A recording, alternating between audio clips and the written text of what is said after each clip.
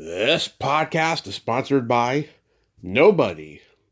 Hey dudes, welcome to Splat from the Past, the only 80s themed horror and sci-fi show where things can get totally radical. Now today, I will be welcoming back the gorgeous, the talented, the sweet and lovely Michele Greene. She's coming back on for the first time in 7 years, and she has written a new novel called Hollywood Hitmen, and I've read the Amazon sample. It's pretty riveting. I totally recommend it, even though I haven't read the whole thing yet. I'm going to, and we are going to talk about this novel, and we're going to talk about other roles, other acting roles that she did that we didn't get to last time that I want to bring up to her as well. And I am so excited to have Michele back on. I've wanted her back on for a long time, but I wanted it to be a reason and a purpose, not just to talk about, you know, the old acting roles, but also, whatever she's got going on today. And it's going to be great to have her back on. This is the last show for Turkey November. It's been an amazing month. I've got some real toe curlers for Christmas December booked, both Christmas and non-Christmas guests to end 2025 on a high note. Also, at midnight on Thanksgiving morning tonight, I'll be dropping Ask Tommy number 12, where I answer frequently asked questions from both guests and listeners. And I hope you are all as grateful and thankful for your blessings as I am. And it's been an amazing year. I went to the doctor last week and had everything checked out, and everything's been all good in the hood so far. I have lost so much weight, and I can't wait to lose more. It's going to be a fantastic 2026. So yeah, here is my new interview with Michele Greene.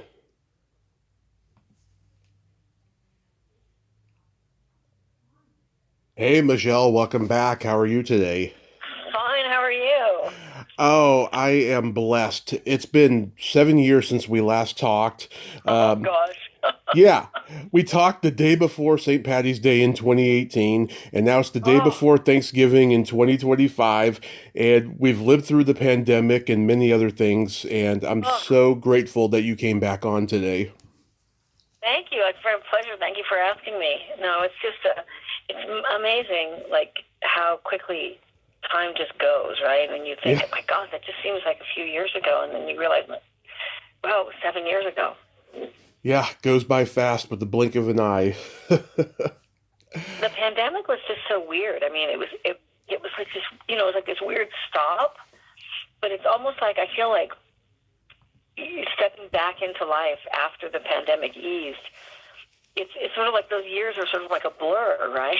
It Like, does. what happened in those years? We all had to be lazy during that period. Yeah, We no, had it was really something. And looking back on it, I was talking to my son yesterday because he just graduated high school in June, and oh, we were just talking about it. And he was just like, this was such a, he was still in middle school when it started, mm-hmm. and he did half of middle school as on distance learning, and it was so crazy. I mean, it was such a weird time. So yeah, so I was in Los Angeles this weekend, and because I was doing a play reading there, and Mm-hmm. what really amazed me was that we were doing it at this theater on Melrose, like right in the heart of that sort of really trendy part of Melrose. And when we finished at 9:30, and I was Mm-hmm. walking back to my car, and it was like dead, right? Yeah. At 9:30 on a Saturday night in Los Angeles, pre-pandemic, would have been, there's tons of restaurants, there would have been valet parkers, there would have been places open, you would have seen people outside, whether it was a theater or an art gallery or a restaurant or a bar or whatever. It was as dead as could be. There was like nobody on the street. Yeah. And Uh, I thought, what the hell happened? yeah. It's just been insane, but nevertheless, I'm just so grateful that we have all survived that. Yeah, And yeah. And the side, right? Yeah. yeah. So let's get into Hollywood Hitmen. This is your fourth book, right? I have two young adult books. I think now they call them new adult, which I wrote a long time ago, like 15 years ago. Wow. And then I always had all these books in my head. Like I had I still do, like all these books in my head. But my life was just like sort of the kind of mental space that you need to write, or to really sort of do anything, but especially to write. Right. I just didn't have, right. My son was, still in elementary school, then middle school, then high school, and my mother was still alive at that point, and she had a lot of health problems and needed so much oversight. Mm-hmm. And you sort of go between being a parent and a caretaker. Right. And in between, you go to the supermarket, right? Yeah. like if you're lucky, you go to the gym, and you go to the supermarket, and you go to the pharmacy, and you hit CVS, and you pick up everybody's meds, and your life becomes that. It's so difficult to do anything, but especially to do the kind of you don't have a structured job. Like I don't go to an office and I sit down and I have certain tasks that are expected of me every day. When you have to create everything out of whole cloth, like just pull it out of the ether, it's very hard to do when you don't have a lot of psychological space. Mm-hmm. So I just had all these ideas floating around, and I just kind of put my life in like holding pattern zone, Yeah. we're in maintenance right now, Yeah. And then my mom passed away in 2023.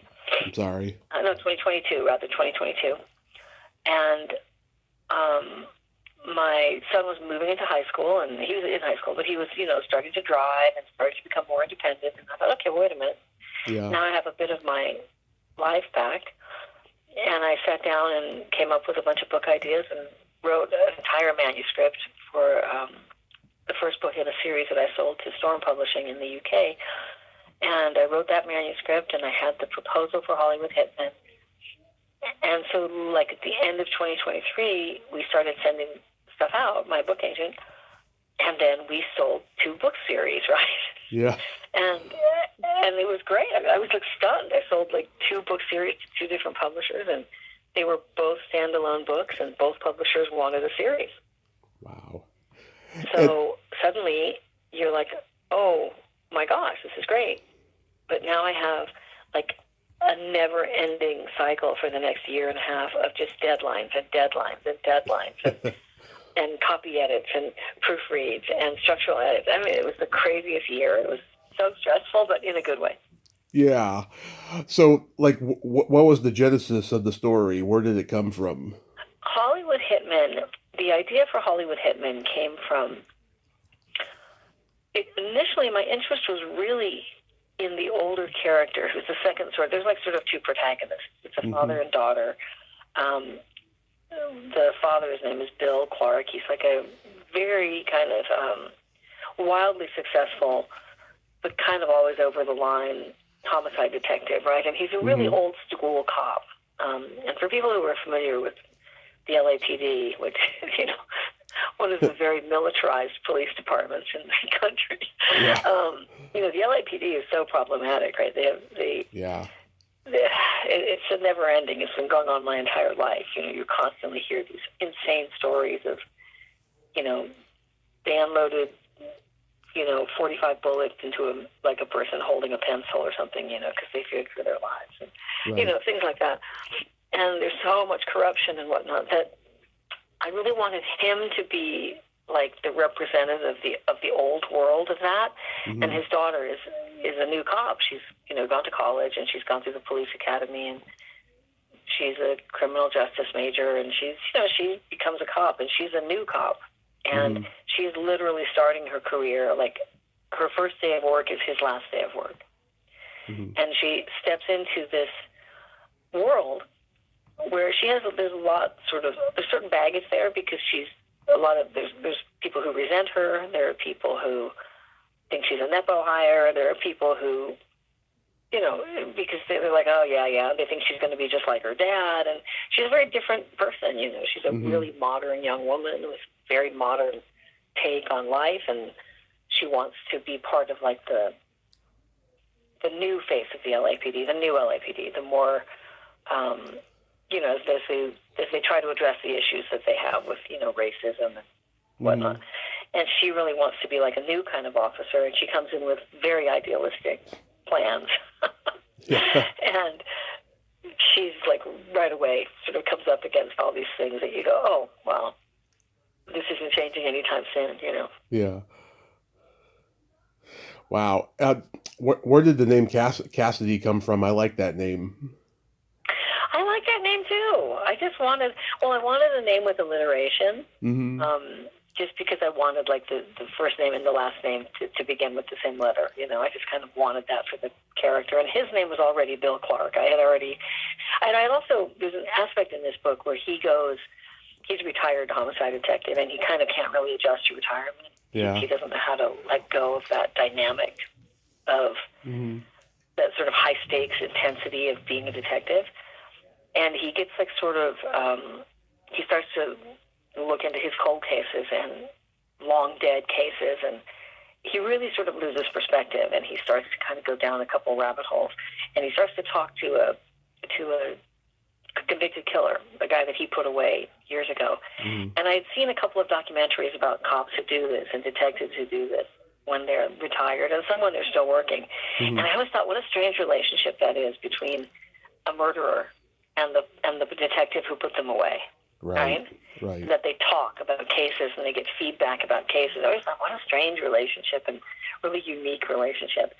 And that was also one of the jumping off points for the book, that I really wanted a character who did that. And then it sort of fleshed out the thing of, no, and then I think it's more interesting if he has a daughter who is aware that he's kind of heading down this rabbit hole, and she has her own trajectory. But yeah, I just liked her name. I always thought that was a pretty name, you know. So Yeah. just sort of slapped it on her, you know. Yeah, it definitely stands out. Have you always been a reader of this genre? Yeah, I'm like one of those, you know, the audience for like true crime documentaries, weirdly enough, is overwhelmingly female, right? Mm-hmm. And across all sort of socioeconomic educational levels, right? Yeah.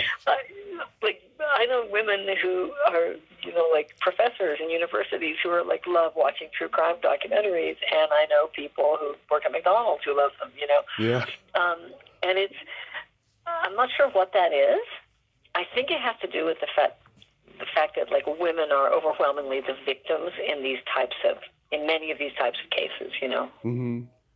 So maybe it makes us feel sort of empowered or something to watch them being caught. But I do like the genre, and I like it. It's very I like it. I like the fact that it's fast paced. I like that it has lots of twists and turns. I like the idea of being sort of brought up short and going, oh, I didn't see that coming. You know, storytelling wise, I like that. And I think that you can get into a lot of bigger themes of society and bigger themes of like the human condition. Yeah. In this type of story, you know? Yeah. My grandmother loved the mystery genre. She used to watch Murder, She Wrote and Father Dowling mysteries a lot. Those were her favorite shows because, yeah, you're right. I mean, I do think that it does have an empowerment feeling when females watch those things. I personally like them. I love the whodunit genre. That's my favorite. Oh yeah. I just find all of them like that moment that you go, oh, I didn't see that coming. And then there's the ones, whether they're like a TV show or a movie or even a documentary or a book, the ones where you know right away who the bad guy is. I hate that. I just hate it. I'm like, I don't want to be able to figure it out that fast. You know what I mean? Oh yeah.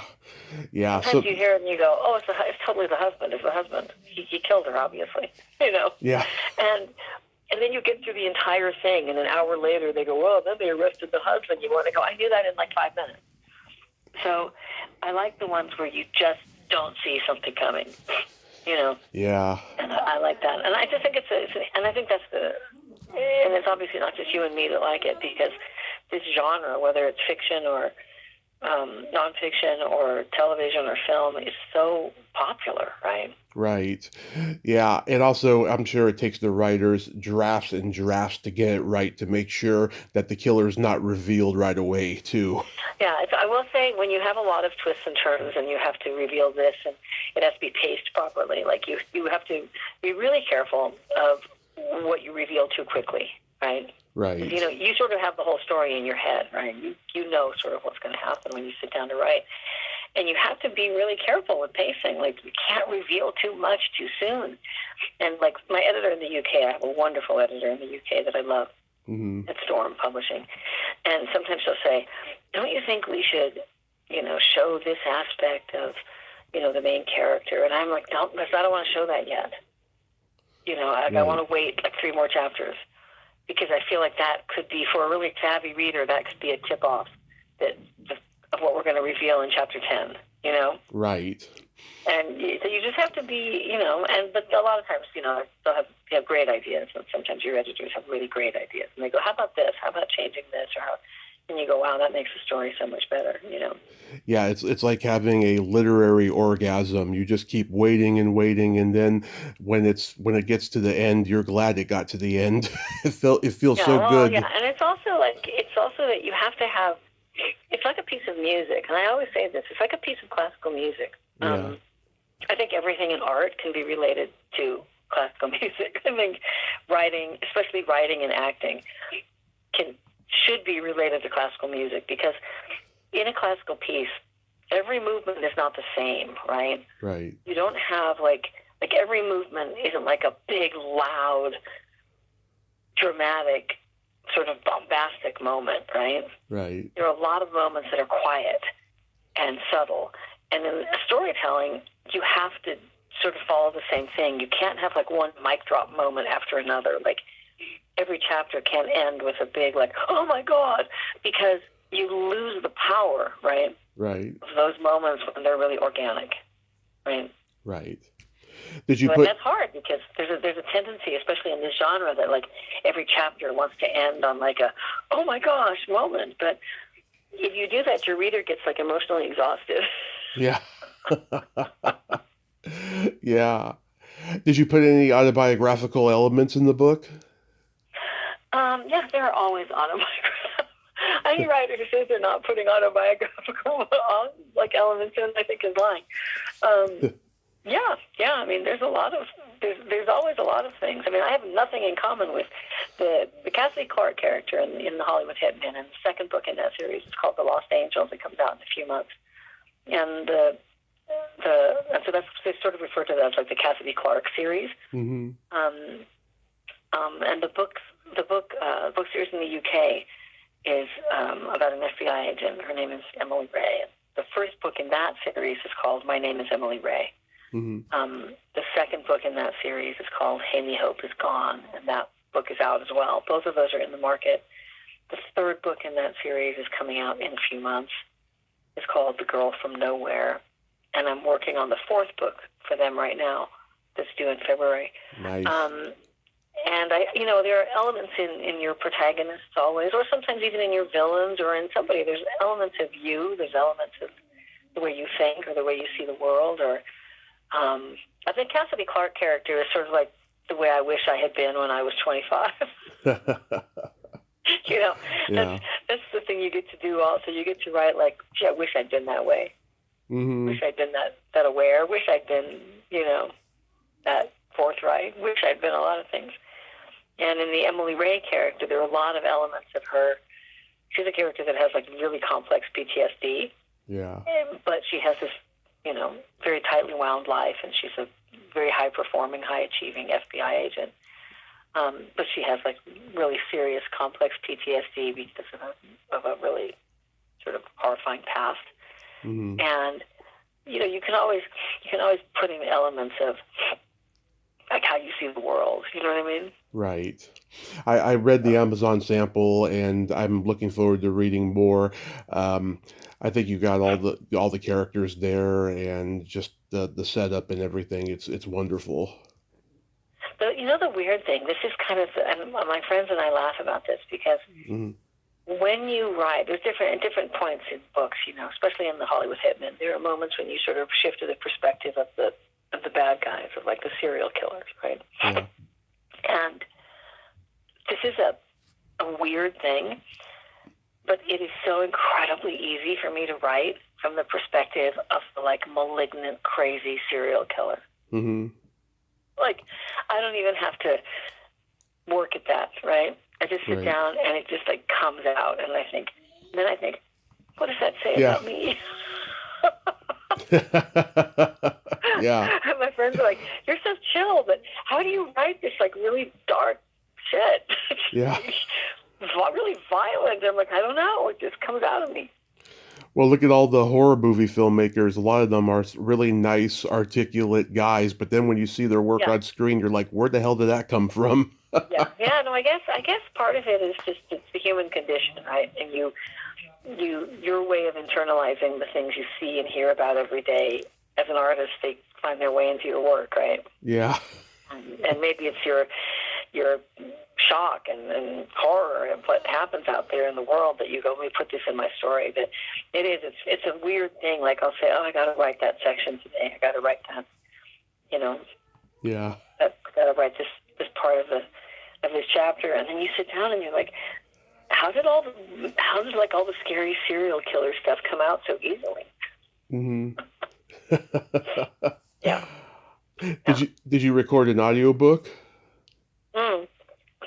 My publishers have recorded it. I didn't do it. I kind of wanted to, because I'm an actress and been an actress for donkey years. I really wanted to. I was like, oh, this will be fun. But, they have a stable of actors that they always work with. Mm-hmm. And part of it was I just didn't have the time. Once I started having all these multiple deadlines and whatnot, I was like, I don't have 5 minutes to do that, So I've been really pleased with, the actors that they hired. In the UK, they hired an actress named Patricia Rodriguez, who I'm very happy with. And I haven't actually I haven't had a moment even to listen to the audiobook of Hollywood Hitmen. But I plan to do it when I'm driving. Yeah. But I feel like, they work with really good actors. They people who really know this whole world of audiobooks. So I was, perfectly happy to have someone do it. But and Patricia Rodriguez is really nice in the UK. She sent me this message through my book agent the other day. Mm-hmm. She didn't really know anything. Just knew me as the author of the book, and she, hadn't realized that I had a whole background as an actress for many, many years, and in theater and TV and whatnot. So she had sent my book agent a message, and she said, I just wanted to let Michele know that I really enjoy reading it, and I really enjoy the dialogue, because the characters speak in such a realistic way, and they talk the way people really talk. Yeah. And I thought she must have some kind of theatrical background. She goes, and then I went and looked her up and realized that, she had this long-standing career as an actress, because I do think that that helps. You know what I mean? Yeah. That helps, because you reveal so much about your character and the way they speak and what they choose to say, right? Absolutely. And so I was happy about that. I felt like really sort of like, wow, that was a nice thing for another actress, and especially a voice actor who specializes in audiobooks. I was very happy to get that message. That's so wonderful. And she sounds like a British Latina, whereas you're an Irish Latina. Yeah. So I'm sure that was a big plus for you. Yeah. I don't know. I don't know anything about her besides that she's an audiobook actress, and then I thought, I don't know, maybe wonder if Patricia Rodriguez is born in the UK? Did she go there from someplace else, Yeah. So I want to bring up some acting roles we didn't get to talk about last time. I've seen some stuff you did since that I didn't even know existed. Like you did this ABC after school special called Andrea's Story. Oh my God, I did that in college. Yes. Yeah, that's a pretty horrific movie, I gotta say. Isn't it?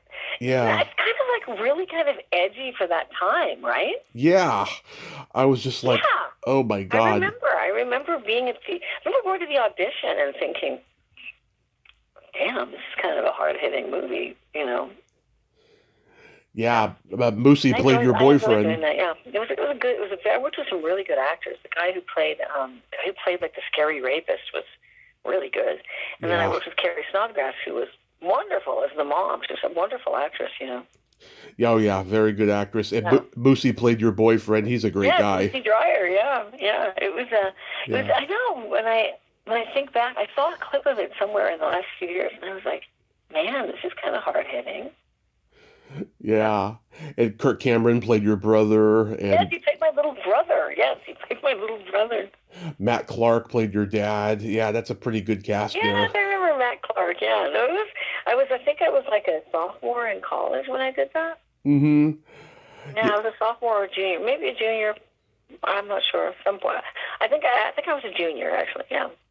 It was so creepy the way that bald guy just shifted his Ugh. energy after Boosie got out of the car, you Yeah. know. Lucy gets out of the car and he stops suddenly being like the nice guy. Yeah.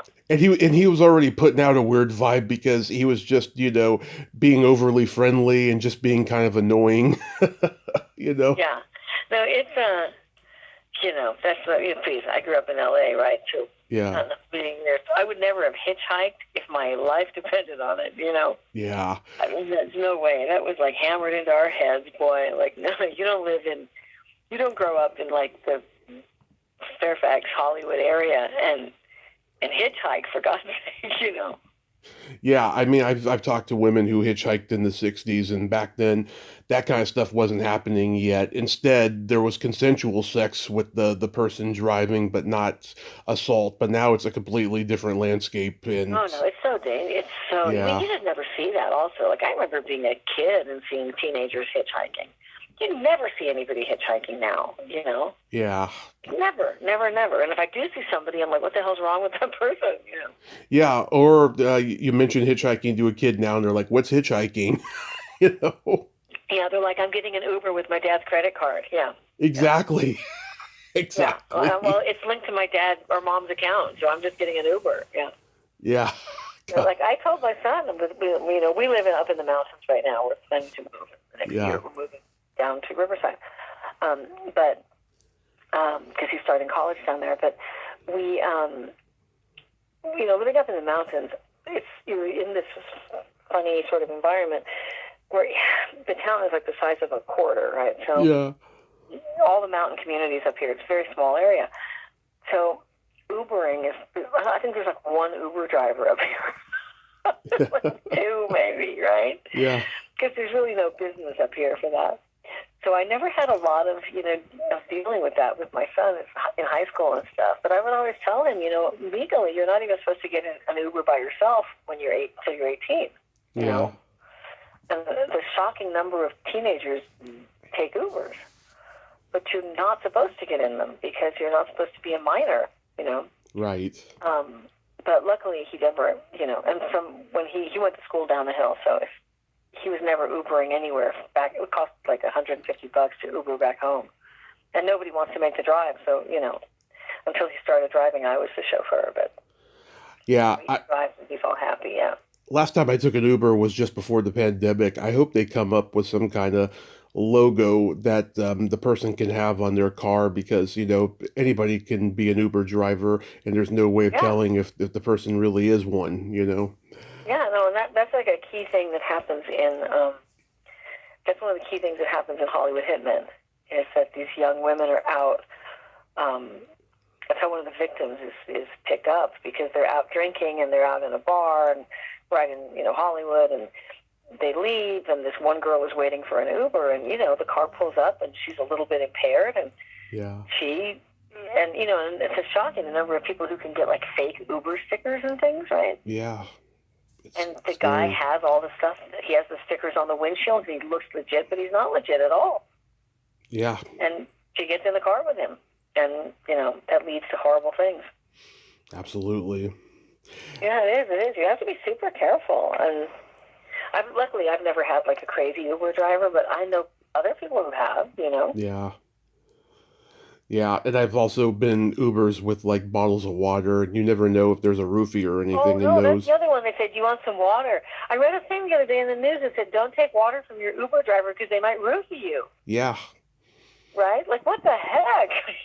Yeah. It's like, there's certain things I'm just kind of over. I'd actually really rather take a taxi.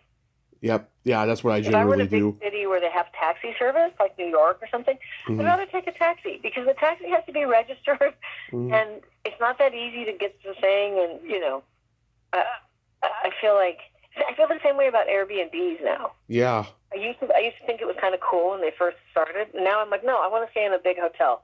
Right. I want to stay in a hotel that has a big old corporate office. Yeah. that is answerable, Yeah. I don't want to stay in a weird Airbnb that has weird cameras that I don't know about. And I just don't. There's a lot of Airbnbs up where I live, and because I live in a resort town. Mm-hmm. So it's a lake, and there's skiing, and there's all kinds of stuff up here. So Beautiful. there's a lot of Airbnbs. But I had one at the end of my driveway for a while. The house at the end of my driveway was an Airbnb, and I would see those cleaners come in, like in between guests, mm-hmm. and they were there for 5 minutes, right? And I'd be like, yeah. How clean is that place now? Yeah. Crazy.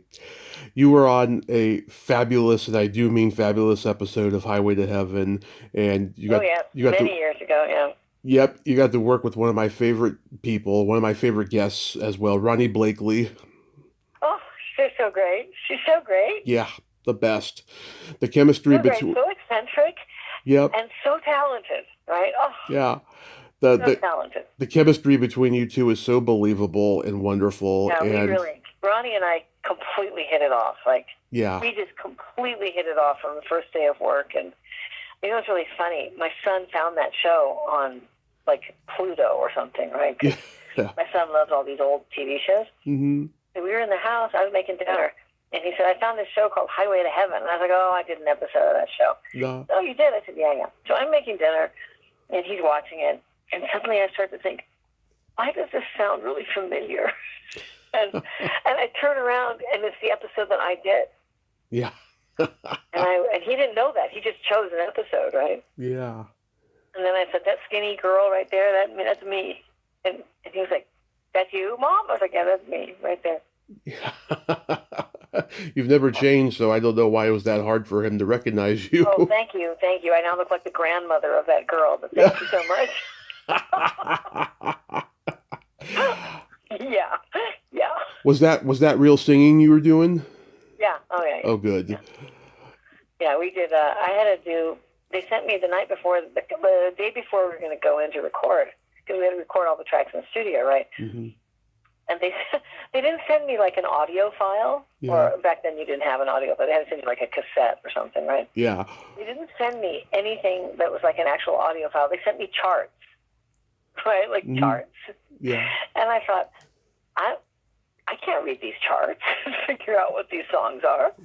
Yeah. So I showed up, and I got there, and I was like, I need to hear an audio of these songs, because I can't read those charts, and So then they recorded a really quick audio. They played the backtrack, the track for me, the backing track. And I was in the producer's office, and he said, "Here, we're getting everything ready. Why don't you just listen to these songs?" And I was a nervous wreck because I hadn't really heard them, right? Mm-hmm. And they were songs that Ronnie wrote, and they were really good songs. And so I was sitting in that office thinking, what the hell am I going to do? I'm listening to them. I'm playing them on a cassette, a stereo system that has a cassette deck, right? Right. And I'm playing them again and again and again so I can just hear them and get the melody line and make sure I'm getting all the notes. But I was so nervous. And the guy had, on his break front in his office, he had, one of those setups that executives used to have in the Mad Men sort of days where they have, whiskey with, a decanter. And I went and poured myself this shot of whiskey and just knocked that thing back because I was like, I'm so nervous I'm never going to be able to sing this. But I did. I have a pretty good ear, Mm-hmm. So hearing the melody, a few times and I knew the lyrics and everything, but it was very stressful because I literally sent me charts the night before. Yeah. Yeah, no, it was just a wonderful episode. Michael Landon, so many people have told me he was that character on that show, just a spiritual advisor, always giving advice really and helping people. Yeah. Very, very nice man, and that man was real social conscience and everything. Very nice man. Yeah. And of course, Victor French, who directed the episode, I just saw his son and his daughter on a podcast doing a tribute. His son looks exactly like him. Oh, yeah. They were really nice. I remember that show was so nice to work on. And Michael Landon had made a point of, the whole industry is horribly ageist, right? It always has been. For everybody, people think it's just for actresses or something. It's not. Yeah. It's horribly ageist for writers and for crew members as well. And I remember he had made a real commitment over the years that a lot of the people who had worked on like Little House on the Prairie, even people I think he knew from his like Bonanza days. Oh yeah. He hired a lot of those same people again and again and again in all the different positions on the crew. Yeah. So he had like prop guys he'd worked with for 30 years and hairdressers and makeup artists. And that's a real choice and a real commitment by the producer to say that, no, I'm going to make sure that these people keep working, you know? Right. I'm going to make sure I keep these people in a job because it's a real thing in our industry that people can lose their health insurance. You know what I mean? Right. You have to work a certain number of hours. You have to put in a certain amount of time. You have to make a certain amount of money to qualify. And the fact that he carried all those people along over the course of many different shows, to me, like, spoke volumes about the kind of person that he was, you know? Exactly. Yeah. I mean, just everyone loved him. I remember watching Double Standard on Lifetime back in the day, and I just love how you go from playing the teenage version to, like, you know, the almost middle-aged version when the daughter grows up and stuff, and you just did a great job with it. I was supposed to have like 7 kids in that show. It was ridiculous. Yeah. I was 24 when they cast me. I was like 24 years old. And yeah, playing the teenage version for me at 24 to play 18 was not really that hard because I looked really young and I was really tiny and whatnot. But it was really something when, like, the kid playing your son is your age, right? Yeah. Robert Foxworth, I mean, God, he was one of those guys that showed a lot of promise in the 70s, and then for whatever reason, he didn't take off. But he was a pretty good actor. What was he like to work with? He's a wonderful actor. He was a wonderful, wonderful actor. Really, really, really talented actor. Yeah. And a very nice man, like a really, really nice man, funny and very smart. And we had a very good time on that. But he was very self-conscious because I was so much younger than he was, and he felt so self-conscious about the idea that he was supposed to be my husband that he kept saying, "I'm just so sorry. I'm just so sorry." Yeah. And he was the longtime partner of Elizabeth Montgomery. Oh, that's right. Yeah. Bewitched, right? Yeah. And they've been together for years and years, and they were involved in a lot of the same sort of political things I was involved in at that time and whatnot. And so I remember them hosting. They were very involved in issues in Latin America. Yeah. And I was as well. Because, you know, that's back when it's not ever like we really stopped, right? But back when we're doing it every day now, back when we were constantly trying to, like, enforce regime change in other countries and overthrow elected governments and whatnot, Yeah. which was really the 80s. That's everything we were doing, right? In El Salvador and Honduras and Guatemala, Yeah. Nicaragua and everything. So they were very involved in that. So after I did that show with him, I'd gone to a number of events at their home and whatnot, and they were really nice people, really lovely people. Yeah. So she was on set? I think she came to visit like once or twice because we shot in Canada, Mm-hmm. and I think she was in LA most of the time. But we shot that in, I think, Vancouver. Mm-hmm. Maybe we shot that in Toronto. I forget. But it was a crazy show, and the director was insane. The director was nuts, like totally nuts. He was completely nuts, and it was really hard to work with him. And he was nuts. He was completely nuts. It was a real challenge to work with him. And I still know people who worked on that crew. Mm-hmm. And if you ever we run into each other, we'll like say, "God, you remember that? Remember that day in the restaurant when because the director was crazy. He was absolutely crazy."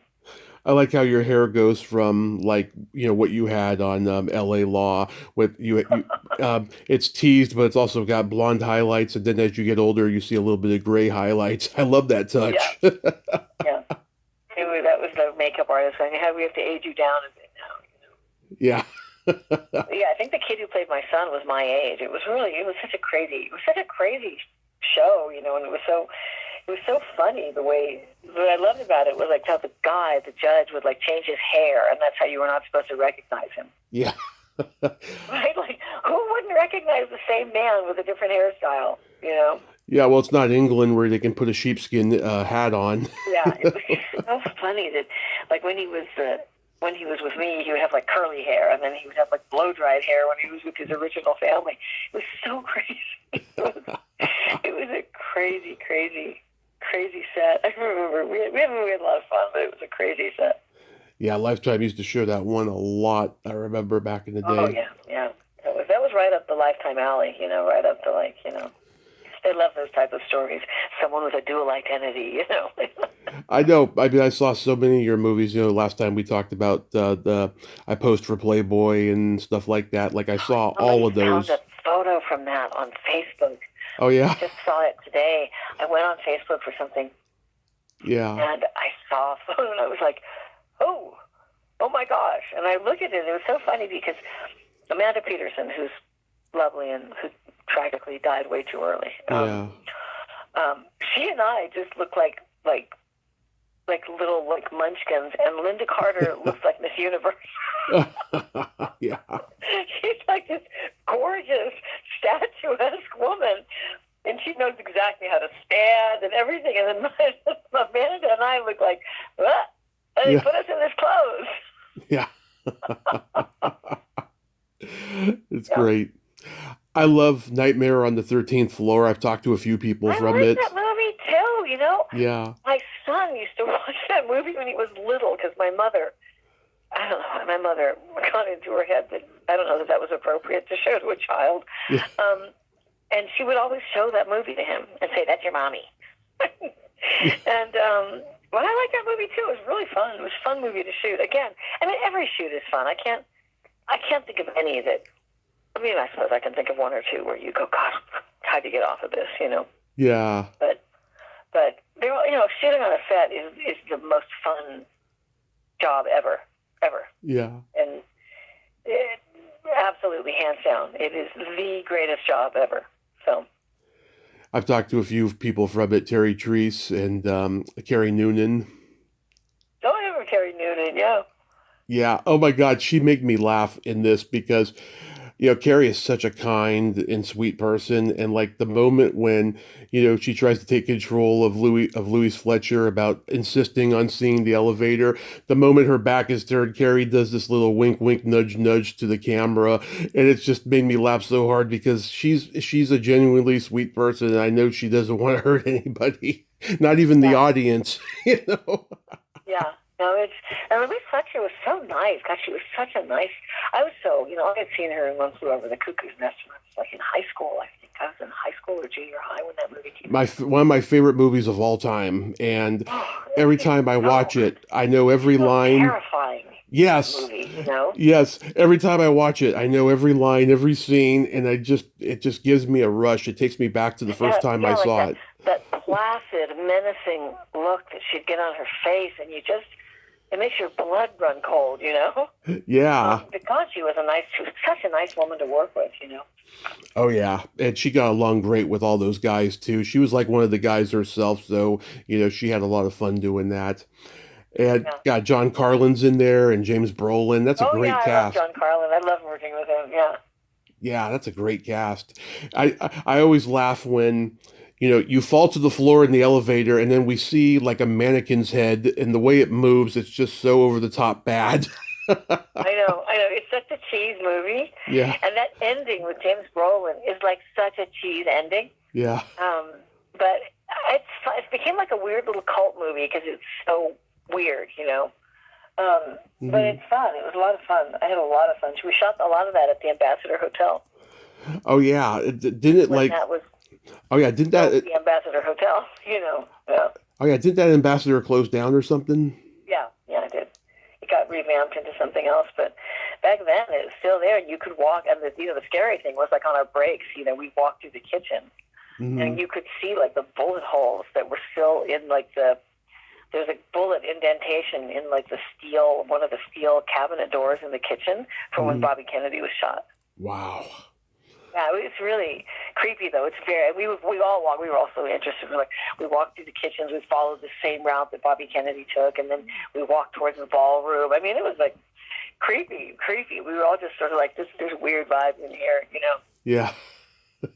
Yeah. How was making the Unborn 2?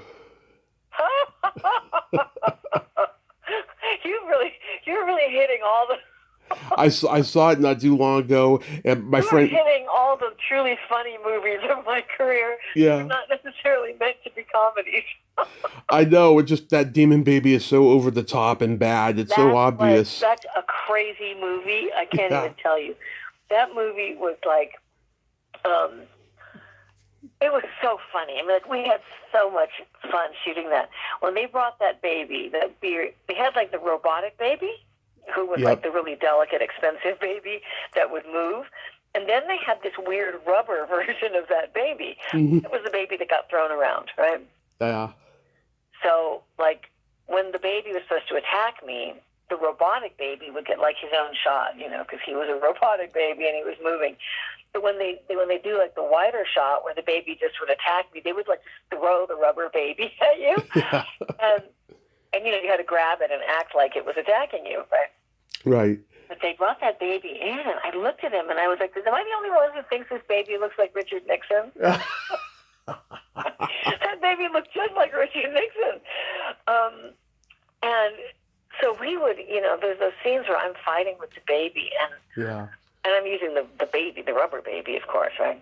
Mm-hmm. You could really go to town and wallop on that baby. And at one point, I was fighting with him, and I had him he was trying to strangle me, and I had the baby up against the kitchen wall or something. Mm-hmm. And I just, like, instinctively, I held him with one hand, and I, like, instinctively just, like, threw, like, an elbow at his head. And the director was like, cut. Michelle, you can't elbow the baby in the head. God. So I was like, but I'm fighting for my life. He's like, he's a baby, even if he's a bad baby. You can't elbow the baby in the head. And my good friend Carol Ida White played your nosy neighbor. Yeah. I love her. She was Big Rosie on Laverne Shirley. Yeah, now that was one of the best fun jobs I ever did. Angora Debs with E.G. Daly, yeah. Who's a wonderful actress. That's my favorite episode, as I told you last time. Again, somebody on Facebook found photos of that and sent them to me. Yeah. Yeah. It was that was my second job. That was the second job I ever did. It was the summer right before I shot that job in, like, I did a pilot in June. I just gotten out of high school, and I got this pilot, which was a horrible dog of a pilot. Thank heaven it never went anywhere. It's god awful. And I did that pilot, and then I got, like, 2 or 3 weeks after that pilot wrapped, and we finished, I got that Laverne Shirley job, and it was my second job I ever got. I remember going to the Paramount lot to read for it, and I remember really clearly and going to the Laverne and Shirley offices, and then when I booked it, I was just like, wow, that's so exciting, you know, And I had to have a guardian because I wasn't 18 yet. Cindy was scheduled to come on here at the time of her death, and I was so devastated it didn't happen. I was crying for a month because I had been looking forward to it. She's such a lovely person, I have to say. Really, everybody on that show was really fabulous. And Michael McKean and I still, like, send messages through Twitter, or X now, I guess, right? We will still send messages to one another through, because his success is so incredible with everything, with Better Call Saul and everything, and he's such an amazing actor, and all those incredible comedies he's done over the years. He's such a brilliant actor, and a really nice man. And I was 17 when I did that show, and there's when you're a young, especially a woman, not a young man as well, but when you're a young female performer, you get right away. There's a lot of adults who'll be really nice to you. If they're nice adults, they'll be really nice to you. Penny Marshall was lovely. Cindy Williams was great. Betty Garrett was great. They're lovely, lovely people. Oh, yeah. But sometimes there'll be male actors, or producers or whatnot who are really nice to you, and you pick up on it right away. If they're a creep. You know what I mean? Oh, yeah. You said your radar is out, and you pick up on it right away. Like, this person has an ulterior motive, and there's so much of that, especially for young women in the industry. And Michael McKean was so great. He was, like, really nice and really supportive when I was on that show. And there was never, like, a hint of that weird vibe. You know what I mean? Oh, yeah. Like, you just never picked that up at all. he was just an absolutely, he knew that it was like my second job, and he was really nice and really supportive and really encouraging, but never creepy, never like, oh, he's trying to like weirdly hit on you or something, you know? Absolutely. Yeah, I talked to Squiggy before he died, and he was just, he had multiple sclerosis for 35 years. He Oh, poor dear. I could just hear it in his voice how sad he was, talking about his career because, it just, everyone has a plan for themselves, and of course it never pans out, and that was definitely in his case, but he was such a lovely guy, really lovely guy. Yeah. Yeah. Yeah, it's interesting. You look at if you look at Cindy Williams. Mm-hmm. You ever seen The Conversation? Oh, that's one of my favorite movies of the 70s. Is so great in that movie. Yeah. You know what I mean? Yeah. And it's not a comedy. It's not broad comedy. She's so good in that movie. And then you realize, then you do like an iconic comedic show like Laverne and Shirley, and it really sort of stamps you a certain way. You know what I mean? Yeah, she said in her book that she never wanted to do a series; she wanted to do movies, and the Conversation is the best example of her dramatic chops, by far. She's so good in that movie, but it's true. The danger, especially back then, because back then those were like two different worlds. Like you did TV or you did features. You didn't do both, right? Right.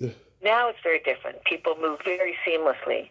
And with the advent of streamers in the last 15, 17 years, now you have great movies that only come out on Netflix, right? Yeah. Never even go into theaters. So there's a whole different world now. But back then, especially to do a sitcom like that just puts you in a completely different world than the world of where you'd be taken seriously as an actress in features. Gosh, she's good. She's so good in The Conversation, I watched that a few years ago with someone, and they were like, wait, isn't that Shirley? Yeah. I'm like, yeah, it is. She had done American Graffiti with Coppola, who produced it, and then, he cast her in this like a few months later. Her and Harrison Ford, they both were in American Graffiti, and he cast both of them for The Conversation. Yeah, it's just a fabulous movie. Fabulous. Yeah, it's a great film. A great, great film. Speaking of working in Canada, you did an episode of the Outer Limits reboot, and oh God, you're finding every extreme thing. I love this because Layla Roshan, the way she goes from sociopath to empath because of that chip in her brain, she's fabulous. She's a great actress. Yeah, she's a nice woman too. She's a nice woman. I liked working with her. Yeah. Yeah, and there's Gordon Pinsent, who passed away not too long ago. He was a good actor. And I love how you and Roger Cross are so evil. The whole time, you're thinking, God, what's going to be the juxtaposition twist in the end? It turns out that you two are really together, and he slept with her like the night before. And you're like, I can't believe you slept with her. And he's like, it's part of the job, baby. Yeah. Yeah, no, it's playing the evil characters is always really good. It's always really, really good. It's so much more fun than playing the main character, right? Yeah. So I'm curious, Michelle, what are your go-to holiday movies every year? Oh, okay. I have several. Mm-hmm. I do watch It's a Wonderful Life, obviously with Jimmy Stewart. Yeah. We always watch that. And the things I love, I've read a lot of things about that movie, and they said that Jimmy Stewart really felt in that scene where he's in the bar. That when he goes back to town and it's Pottersville, right? And it's not Bedford Falls. Right. Because he died, right? And he's there and he's just horrified by everywhere he goes. Nobody recognizes him and life is horrible. Mm-hmm. And there's that scene where he's in the bar. I forget if it's, I don't remember, I haven't seen it since last year. I forget if it's in the bar in the very beginning. I think I'm wrong. It might be in the beginning where he's in, that's where I am. He's in the bar and the money is gone, right? Mm-hmm. And he's panicking about what he's going to do. And he's having a drink in the bar and he's behaving in ways that are really out of character for him because he's desperate. And he's saying God, please help me, please help me, please help me. And then I think that's when he has the whole thing where he tries to kill himself and Clarence saves him. But I remember reading a thing that Jimmy Stewart was evidently, he was in the war, right? Right. And he evidently never spoke a lot about his experiences in the war, but they were very, very traumatic, right? Right. And I remember reading a thing that I think it was he said himself that he never could have played that scene the way he played it if he had not gone to war, because he never would have been able to access that feeling, that like desperate terror, just that gut wrenching feeling that he brings to that scene. And I think it is. It's when he's panicking and he doesn't know what to do, and he's having a drink and he's just sitting in the bar by himself. And I also, that movie, when you hear those things about it, you go, God, I just love that film, Yeah, it's great. It's got so much, it's got everything. And the other movie I always watch, I always forget the name of it. I have to look it up again. It's that great foreign film about the German and the French soldiers. Huh. What's it called? It's the one where they I watch it every year, but now I have to. It's the one where they're fighting. They're attacking each other, right? They're fighting each other. Yeah. In World War II. And then on Christmas Eve, they call a truce. Huh. And because it's Christmas Eve. And they say, well, we're going to call a truce on Christmas Eve. We're not going to launch any attacks on Christmas Eve. And they end up, stepping out of their foxholes. They're, on the front line, right? And they end up, creeping out of their foxholes. Mm-hmm. And they sort of meet in the middle. And they exchange holiday greetings, and they have, toasts, and they show photos of their families, right? Uh-huh. It's a beautiful movie, I'll send you the name of it when I find it. I just saw it advertised the other day on one of the streamers. Okay. And it's just such a great, beautiful movie. And then, of course, the next day they go back to fighting. And it goes back to, this, horrible, yeah, violence and division and whatnot. But in that moment, they come together at Christmas. Love it. And you realize, and they realize, they're we're exactly the same. What are we doing out here? Yeah. Yeah, for me, I love the original Miracle on 34th Street, and I like that one too. National Lampoon's Christmas Vacation, Home Alone. What other Christmas movie do I love? Christmas Story. I love Christmas Story. Yeah. I also love Bad Santa. Oh, Bad Santa. This is the worst story, okay? Uh-huh. This is back in, I think it was 2004, I think, when that movie came out. Uh-huh. And my mom and I were waiting. My brother was supposed to come down from San Francisco. Mm-hmm. And we had they usually would come for 5 or 6 days of Christmas, right? And so we had all our plans. We had dinner plans. We had all kinds of fun plans set up, like we always did. And my brother kept stalling. He kept, he had some other weird shit going on. I don't know what it was, but he, I don't know. He and his girlfriend were fighting or something. I don't know.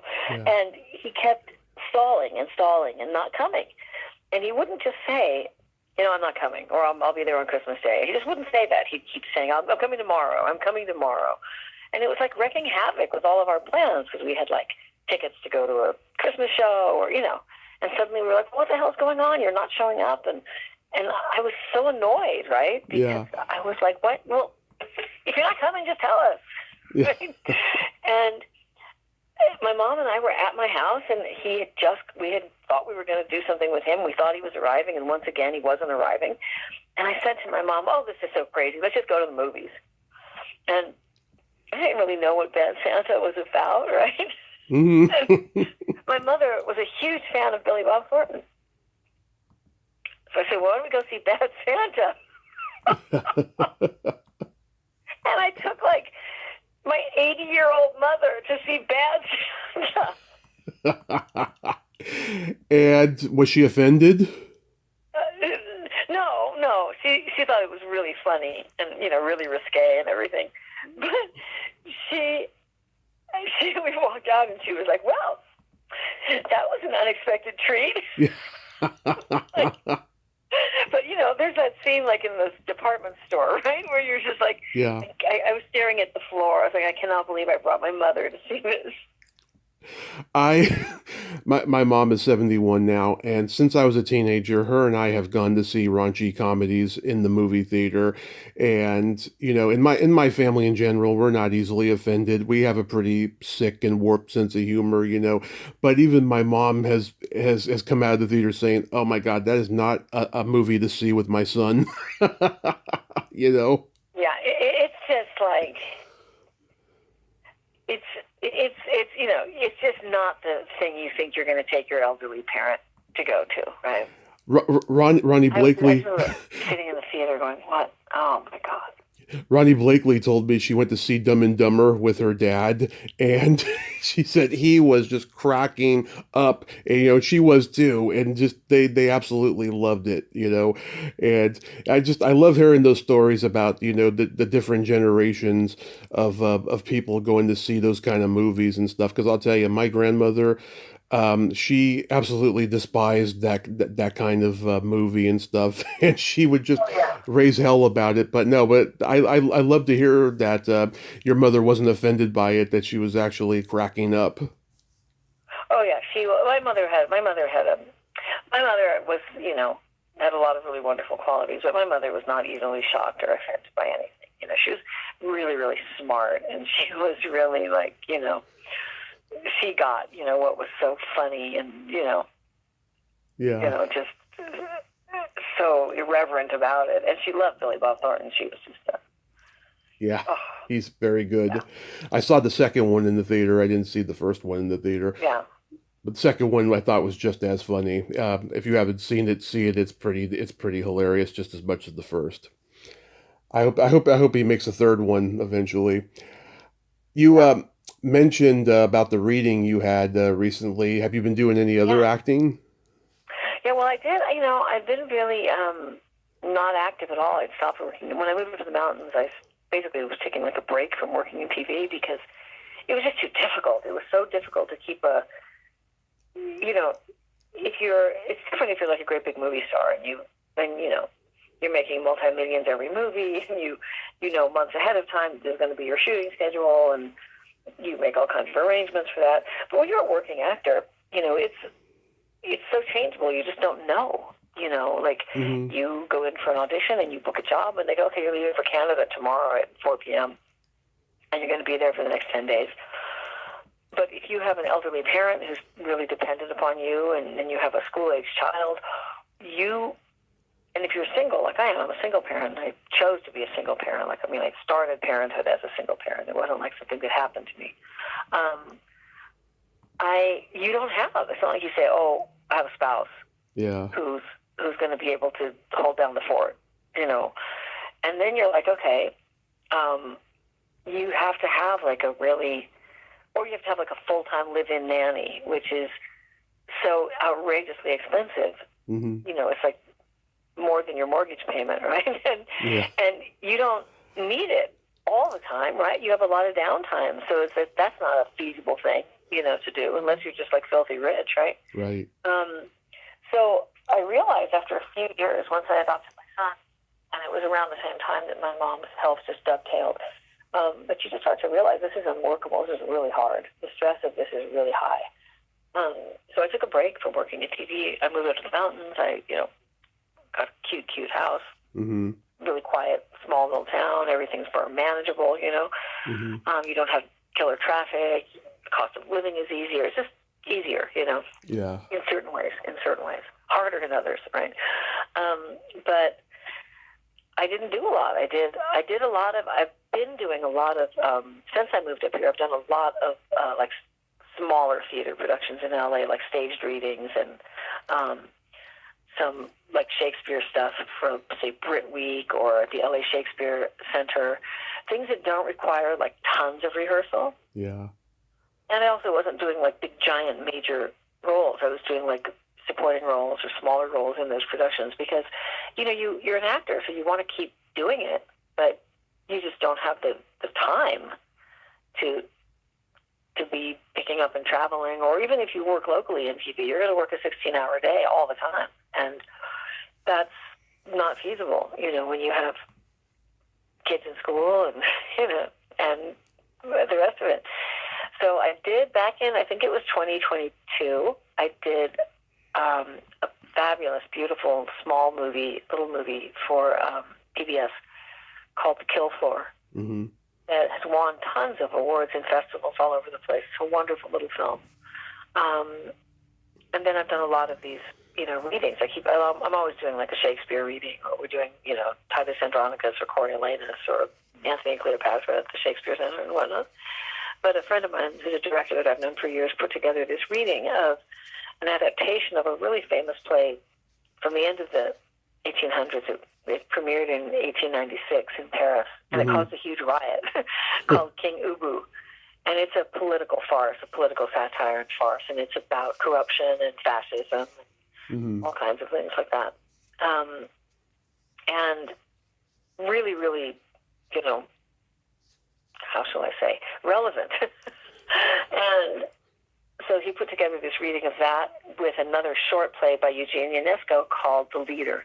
Same thing. It's a social commentary play on fascism and idolatry and, just the worship of these cult-like groups that worship, dictators and whatnot. And so he put this together, a staged reading in L.A. at a great little theater, and I went to participate in that, and it was great. It was so much fun. It's always fun to do, Mm-hmm. Yeah, I mean, the business has really changed, but I'm sure you're glad that you got to be a part of the last, half of the golden age of the business. Oh, yeah.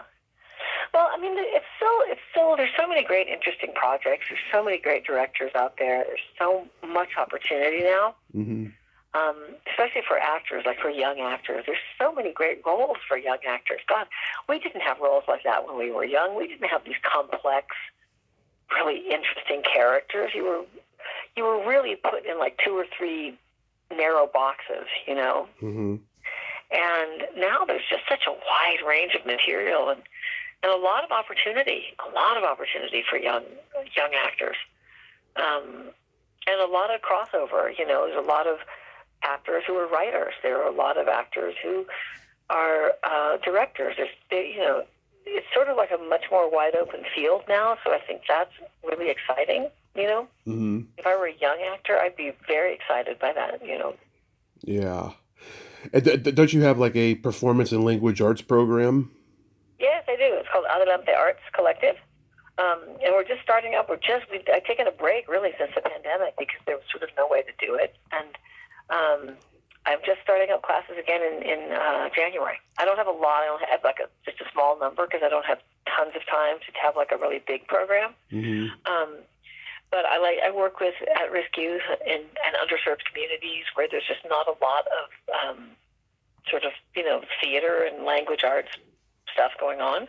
Mm-hmm. And it's really fun. And I'm in the new sort of incarnation of this. I'm really going to kind of cross-pollinate with writing and acting. I'm going to have part of what I'm doing with a couple of classes is to really have, after you've been working for a while, is really have people in the class who begin to write their own material or write material for each other. Mm-hmm. And they get that experience of creating story, creating character, creating theater, and it's great. Yeah. And I really like working also with people who don't necessarily want to be actors, right? Yeah. Because I love seeing how people who've never really been exposed to this will sort of try it and discover how incredibly freeing it is and how great it is. Like they just feel like they can step into this world and use their imagination and discover things about themselves and about other people. It can really expand your sort of consciousness and your way of thinking. Because I did a class a few years ago, and one of the women in the class was a retired firefighter. And she had never done anything like this, ever, ever, ever. And we started with a bunch of improv, and then we eventually went on and did a lot of scene study, and then we did an original play. Mm-hmm. And she was so good. She was so incredibly good and really funny. And she really enjoyed it because it just was like a much more sort of open, loose, freeing way of thinking than she had ever thought before. And Yes. that's the great thing about working, doing these kind of programs with people who don't even necessarily want to be actors, right? Right, right. And aside from the novels, are you going to write a memoir? I have an idea for a memoir. Yes, I do. I Yeah. have an idea for a memoir called Demon Margaritas. Sounds like a novel. Because I want to write a memoir that's of my sort of childhood, because my mother was such a really complex woman, like really, really smart, sort of crazy. But my mother would have these crazy things that she would fixate on. Hmm. She saw the world. My mother saw the world through this prism of like constant high intensity anxiety, right? Right. And we used to say if you took that anxiety away from her, she wouldn't know who she was, right? Yeah. And at one point, it was so bad, I told her, you're going to have to go on an SSRI. She was already like, 90 years old or something. And I said, you're going to have to go on an SSRI because you just can't live this way. Mm-hmm. And we went to see the doctor. The doctor said to her, this is the thing, Mrs. Greene. Mm-hmm. If you take this drug, you will be able to get rid of the high anxiety, the depression, the mood swings.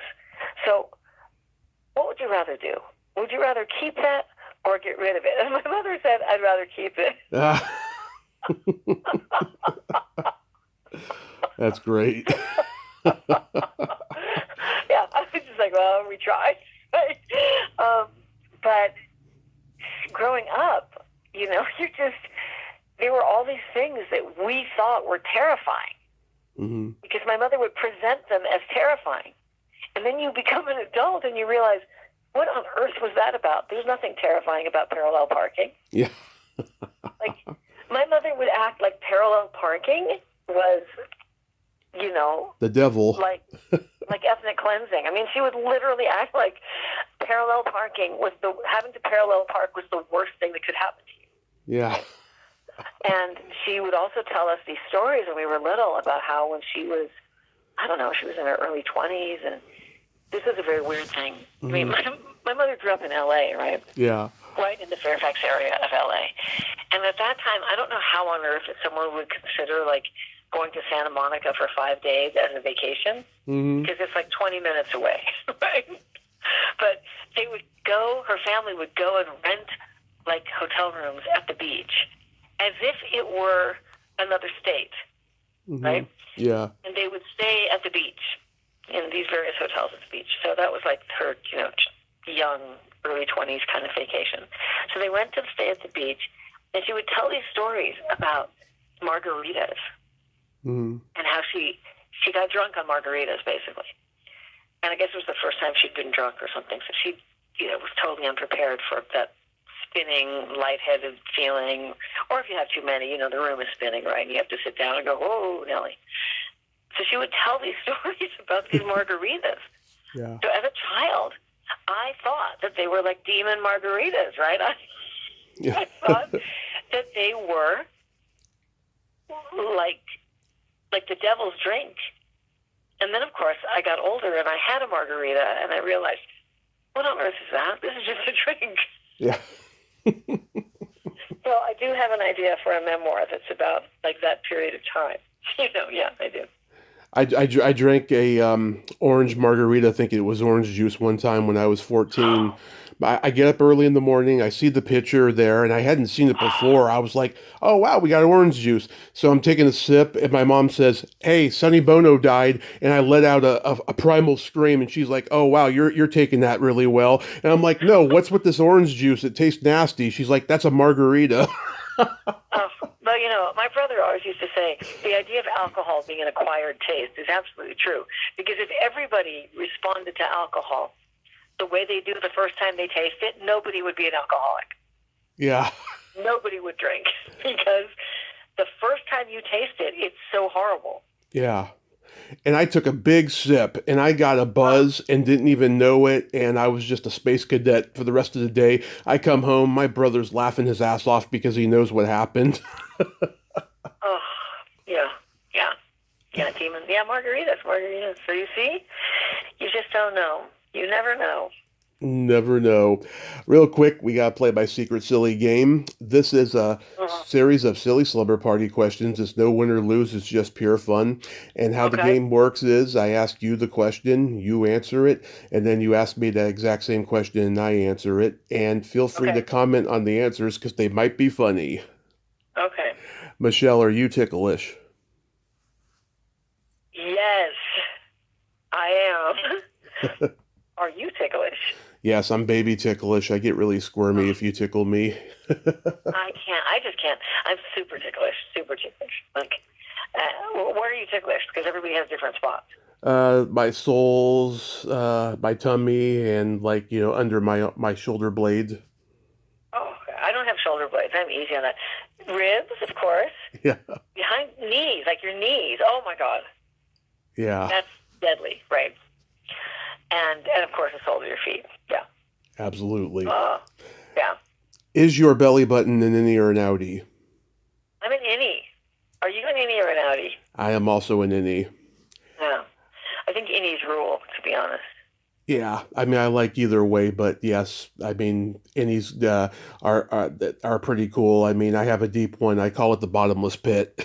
Yeah, innies and outies. Yeah. What color are your toenails painted? Right now they're painted pumpkin color.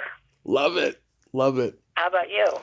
Right now they are brown for Thanksgiving and they have a clear coat over it to make it shiny. Yeah, I did pumpkin like about a week ago. I was like, fall, guess I better do this. Yeah. I've been painting my toes since I was 13. I've always liked to go elaborate. Oh, it's nice. It's very nice. You ever do like designs?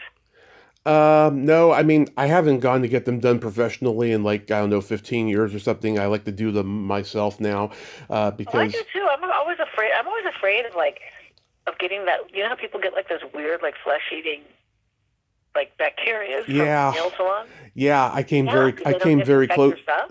I came very close to getting one and I had to go to the doctor and have my nail removed and everything. So I just do it myself now. But Yeah, I know. I yeah, just feel like they're unsafe. And then I see these girls sometimes on like TikTok who are nail techs, and they'll say, you know, I've worked in top salons and everything, and they're like, let me just tell you, they're not disinfecting. The top salon is not disinfecting, and the neighborhood salon is not disinfecting.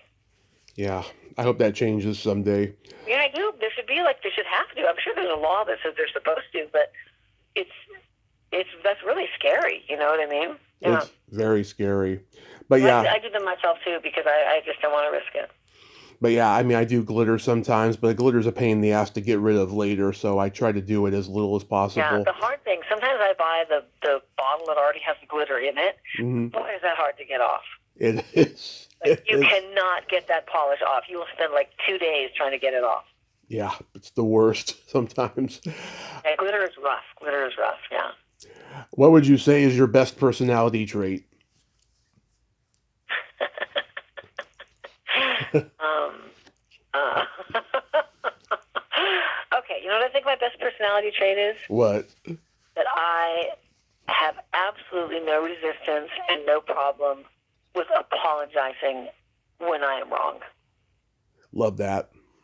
Yeah, I have no problem with like accountability at all.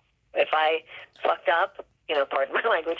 If Swear all you want. you know, and I've been really cognizant about raising my son this way because Mhm. some parents get into this weird thing where they feel like if they apologize to their children, that's like I don't know what that means, like they're not in control anymore or something. Yeah. And there are so many people out there in the world that simply their ego or their insecurity doesn't allow them to apologize and take accountability. Yeah. And so many problems arise because of that, you know? I agree. Because when you've done something wrong and you were wrong and you screwed up, the deflecting of that, the avoidance of that compounds whatever the initial problem is so much. And it makes it so much worse. So I've been really, you know, since my son was, you know, really little, I'm always, if I messed up, I say, you know something, I screwed up. I'm sorry. And I was not my best self in that moment, and I was only thinking of it from this perspective, or I was short-tempered. and I shouldn't have been, and I, should have had a little more self-control, and I try to do that in everything in my life, because that's the best thing you can hope for, right? Yes. Everybody's going to have disagreements. Everybody's going to have failures. Everybody's going to have moments where they are petty or weak or small or jealous or selfish. Everybody has moments like that, Yes. And if you act on that and you realize you've hurt somebody else, or you've caused some kind of harm or unhappiness or anything, the best and only thing you can really do to fix that initially, if there's something more you can do, great, but you have to apologize and take responsibility for having done it, Yeah. I've done a lot better with accountability in the last few years since I turned 40 than I did when I was younger, and it just feels so freeing. Hard. It's also, I don't know what it is. It's a cultural thing, and there's just something that makes us feel like, oh, if I admit I was wrong, or I admit I messed up, that I'm like a loser, or and you want to go, no, it just means that you're human. You're human. Right. And nobody is perfect all the time, and nobody always does the right thing. Right. Right. And my best personality trait? What is yours? Yes. I have empathy, and I have no filter. Good. See, these are great. These are great. What's really interesting is how culture changes. Yeah. Because if you'd asked somebody these questions 20 years ago, you get different answers, right? Right. We put a much higher. There's like this weird, not weird, but it's understandable. There's like this sort of like social shift happening where you see a lot of like people, say your age, right, in their early 40s, who are really like estranged from their parents, right? Right. From their boomer parents and whatnot. And there's a huge generational divide there, because younger people put a much higher premium on emotional and mental health. And these older generations, it's amazing how completely impossible it seems for so many of them to just say, I screwed up. Right. They just can't do it. They can't do it. And they just dig in and dig in and dig in, and they're so defensive. And I think it has to do with that they never developed that skill set, Right. I agree. To say, I messed up. I messed up. And every parent messes up, believe me. Every parent has moments. You hope they don't last too long. But sometimes their whole, like movements in classical music, right? Sometimes they go on for years. But every parent makes mistakes, and every parent acts out of things that maybe they didn't really think through, Right. Where they projected their own desire and their own frustrations or their own unfulfilled promise or something onto their kids, and they don't see their kids as separate people, and they don't see their kids as people who have their own trajectory and their own vision for their life. And so a lot of parents, especially in that generation, because you didn't think of your kids as like separate people. They were just like extensions of you, right? Right. And it's shocking to me how many. I'm not shocked by the number of kids adult kids who go no contact. I can totally understand why they do that, Yeah. But I'm surprised always by the ways in which the parents are like, just don't understand it, Right. And a lot of it has to do with it. We've developed so much as a society in terms of how we think about mental health and how we think about emotional health. And these were just simply not things that people of like the boomer generation or the silent generation, and even like older Gen X, they didn't even think of those things, right? Right. Those things were never discussed. You never talked about those things. What's your guilty pleasure? Oh, my guilty pleasure. Oh, okay. My guilty pleasure is watching incredibly, kind of stupid shows about ice rescues on Canadian highways. Okay. I love shows about two things, about ice road truckers, Right.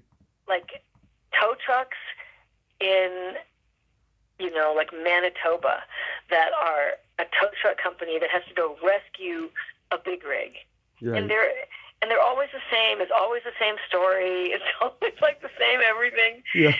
And it's sort of like this weird glorification of like the guy's got to go out there and he's got to get that truck, you know. Mm-hmm. And they're so lame, but I just love those shows. I love those shows. And I also love shows about fishermen in the Bering Strait. Okay. It's okay. Things I would never do. Like, I'm terrified of driving on ice on a highway, so like I would never do that. Mm-hmm. And I would. There's nothing that could ever get me to go on one of those fishing boats. Yeah. In like the North Atlantic or the Bering Strait. There's nothing. You just like watching it. Oh no, and it's like a stress release for me. I watch it and I'm like, oh my God, look at the wave coming over that boat. It's like riding a roller coaster. It's over and I think, oh, it's not me. Thank heaven. Yeah. How about you? Eating pizza and watching a raunchy sex comedy movie. Oh, that's good. Hey, my son eats pizza with ranch dressing, dipped into ranch dressing. Oh my God, that is like a millennial thing. My nephew, who's in his early 30s, does that, and it disgusts me. Yeah, my son is always like, he orders a pizza and it's like with a side of ranch. I'm like, what is that for? And he's like, oh, Mom, for dipping. Yeah, I don't get it. I'm like, dipping pizza? What are you dipping pizza for? Yeah. If you could have anything named after you, what would it be? A library. Love it. A library. Yeah. How about you? Oh, get ready for this. A vibrator. Oh. That's actually a really good one, I have to say. That's a good one. That's a good one. Thank you. And then my favorite question, is there a stinky smell that just makes you gag? Oh, yeah. Let me think.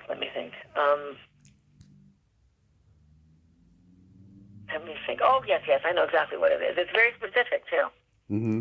Because it happened in my house one day years ago. I used to have ducks, right? Uh-huh. And my dog went out in the yard, got into the duck area, which he was not supposed to, and he ate a bunch of duck shit, right? Oh, my God.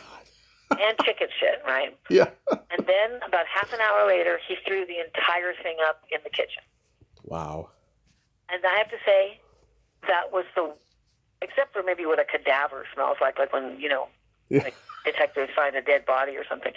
It was so unbelievably gross. Mm-hmm. Cleaning it up was like a crime scene. It was so awful. I was thinking like, and I'm there with like the Lysol and disinfectant and the paper towels. I was just like, oh, this is so horrible. It's horrible. How about you? Some people call me a lightweight, but it's either farts or feet. Oh yeah. That I can see. There's something bad about both of those things. Yeah. There's something very bad about both of those things.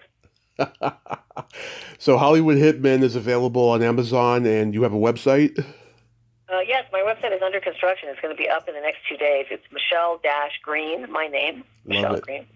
And then I'm putting a new website up called Michele Dominguez Greene. Mm-hmm. That's just books. Because my main website has film clips and all kinds of stuff about all aspects of my career.